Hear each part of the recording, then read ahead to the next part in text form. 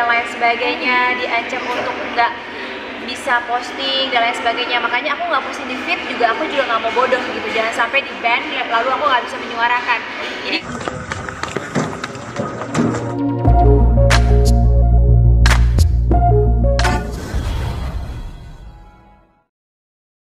Palestina dan Israel yang masih memanas, dirimu seperti apa memperhatikan? buat aku ini bukannya perang, tapi buat aku ini adalah penjajahan yang tanpa rasa kemanusiaan.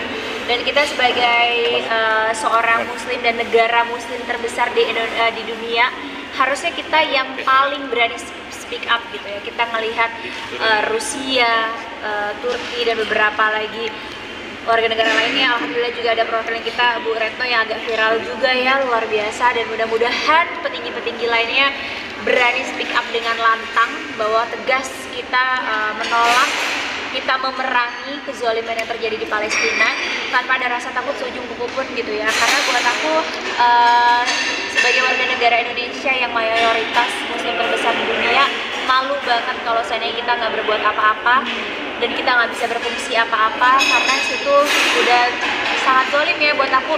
Perang itu kan dimana memang ada yang namanya baku tembak antara bukan orang sipil ya, tapi yang orang-orang yang memang berperang gitu. Ini malah yang dizolimin adalah warga sipil, anak-anak, orang lansia yang lagi ada di rumah. Bahkan mereka nggak bisa yang namanya tidur nyenyak, dibombardir di rumah sakit dengan alasan hoax, dengan alasan yang nggak masuk di akal, tidak bisa dibuktikan dengan fakta. Jadi buat aku, masa kita diam sih sebagai negara muslim terbesar di dunia? Masa kita nggak bisa berbuat besar?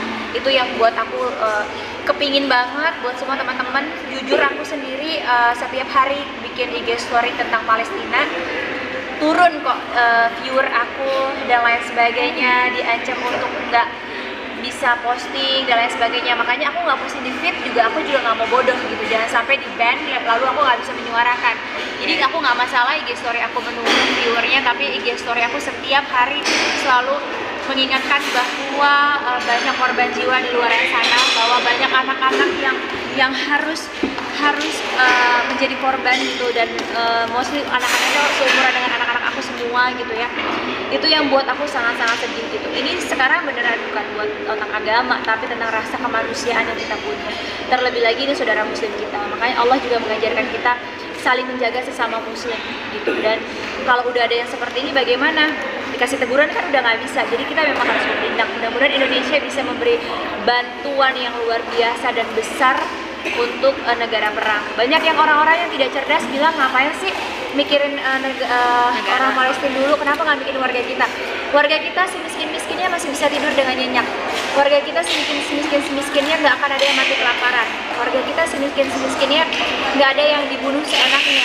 Bayangin, kita ada satu orang yang meninggal aja viralnya sampai Indonesia. Ini sudah 7.000 lebih orang meninggal dengan konyolnya. Masa kita tinggal diam aja gitu? Itu yang buat saya, mudah-mudahan Bapak Jokowi bisa lebih tegas lagi, lebih strong lagi memberikan bantuan, lebih strong lagi untuk bertindak tegas, lebih strong lagi tanpa ada rasa takut dan kekhawatiran apapun.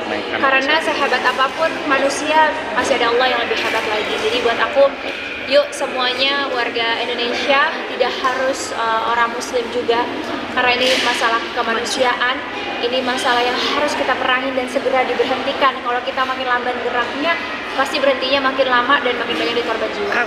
Mungkin ada beberapa sebagian artis kita yang kedapatan nge-like postingan dari artis luar yang mendukung Israel. Pendapat lo gimana? Sebenarnya kalau nge-like itu kan kita masih ada positive thinking ya. Kadang-kadang suka kepencet atau apa segala macam. Tapi kalau dia sudah menyuarakan, dia mensupport gitu ya, itu buat aku miris banget sih.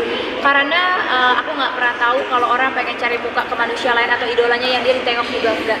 Tapi menghilangkan rasa kemanusiaan itu buat aku jijik banget ya. Maaf banget gitu aku berkata kasar, karena ya itu hanya ingin memuja idolanya yang dengan bodohnya. Kita tuh kadang-kadang suka bingung ya, sesat banget mencari idola. Mencari idola bikin kita jauh dari Allah. Mencari idola bikin kita jadi lari dari Allah.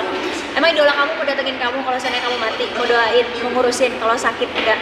Tapi bela-belain beli tiketnya untuk nonton konsernya, meres orang tua, menghalalkan segala cara gitu.